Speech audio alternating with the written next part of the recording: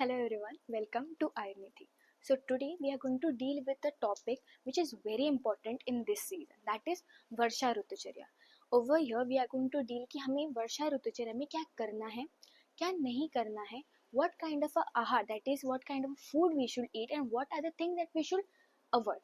So पहली बात, जब वर्षा ऋतु होती है, so over here what happen is that मंदाग्नि होता है, मतलब हमारी जो अग्नि है वो कम बल की होती है, इसकी वजह से जो वातादि दोष है उनका प्रकोप होता है. वन पॉइंट, नॉट ओनली वात, त्रिदोष ऑल्सो. यहाँ पे क्लेद भी बढ़ता है क्योंकि as you can see it is raining outside. जो हर ब्रह्मांड में हो रहा है वही हमारे शरीर में हो रहा है. दैट इज द वन सिद्धांत we should always follow.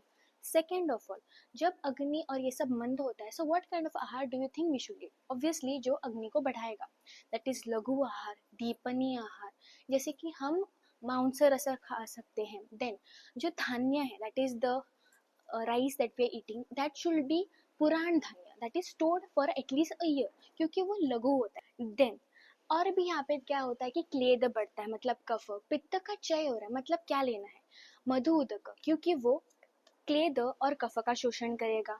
Then श्रुत शीत, मतलब क्या, जो पित्त का भी कम करेगा. एंड जब हम बिहार में जाएंगे तो हमें बोला है कि जो गर्म जगहें हैं वहां पे रहो, क्यों, गर्म से वात कम होगा. So there are measures that we should take जो त्रिदोष को कम करे. देन लेटर यहाँ पे हर संहिता में, मतलब अष्टांग में, सुश्रुत में ऐसा बताया कि व्यायाम वर्ज्य है.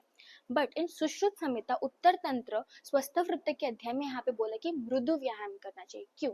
क्लेद का शोषण करने के लिए और अग्नि को प्रज्वलित करने के लिए. This is the one difference we should no.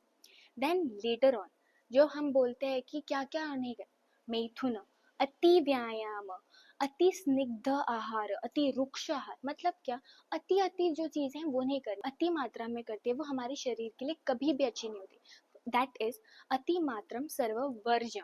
फिर इसके बाद हमने यहाँ पे क्या डील कर दिया, आहार, विहार, फिर वर्ज्य, मतलब क्या, अति मैथुन, अति स्निग्ध आहार.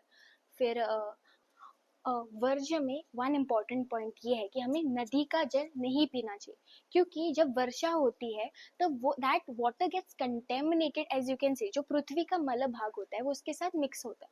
तो हमने यहाँ पे कौन सा पानी पीना चाहिए, जो फ्रेशली गिर रहा है, मतलब वो starting month of the rain का नहीं, जो उसके बाद ऑलमोस्ट थोड़े दिनों के बाद जब पानी हुआ तो उसको स्टोर करना चाहिए, उसको बोलते हैं गंगाम्बू. That is very good for a health. उसके बाद जो हमारा कूपी, दैट इज जो वेल का पानी होता है, that is also really good rather than the नदी जल. So we should see what kind of water we are having, and mainly वर्षा ऋतु में क्लेद का अंश ज्यादा है, इसलिए अति उदक भी नहीं पीना चाहिए. Thank you.